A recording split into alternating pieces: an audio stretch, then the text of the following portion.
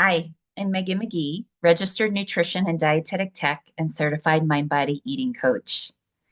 My passion for nutrition started with my own health journey. As a kid, I was pretty immune compromised. I had chronic ear infections so bad that my pediatrician put me on antibiotic for the winter. Just put her on amoxicillin every day. I'll see you in the spring. And you can only imagine that with all that antibiotic, my belly was pretty unhappy too. Chronic ear infections in children is often correlated to food sensitivities, food allergies, and especially dairy. I do believe as a kid that I had a dairy intolerance and it was undiagnosed. And as I began studying nutrition in my later years, that correlation really stood out to me. Because I had stomach aches so bad as a kid, I also wasn't digesting animal protein well. And so I became a vegetarian. And I loved being a vegetarian. I loved that lifestyle. I felt better. I wasn't having the same stomach aches, but so much of a vegetarian diet in mainstream world is heavily cheese and dairy dependent.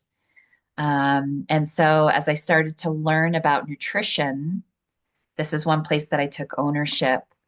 I do believe, again, that I had a dairy sensitivity, and I've done a ton of work to heal my gut, and I can now handle some dairy. I don't eat a ton of it, but I am able to eat dairy without much recourse these days.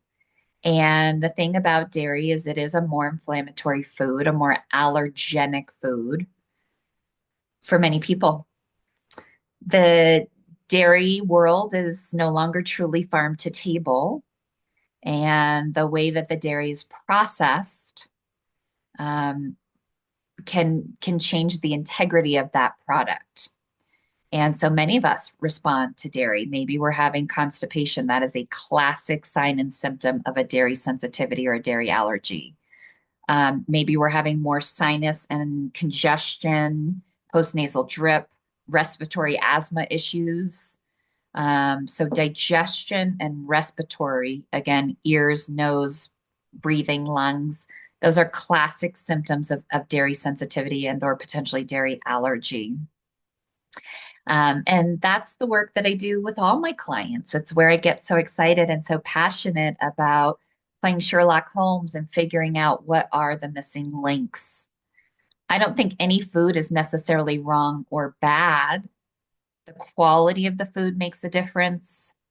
Our biochemical response to the food makes a difference, meaning is our body able to process it?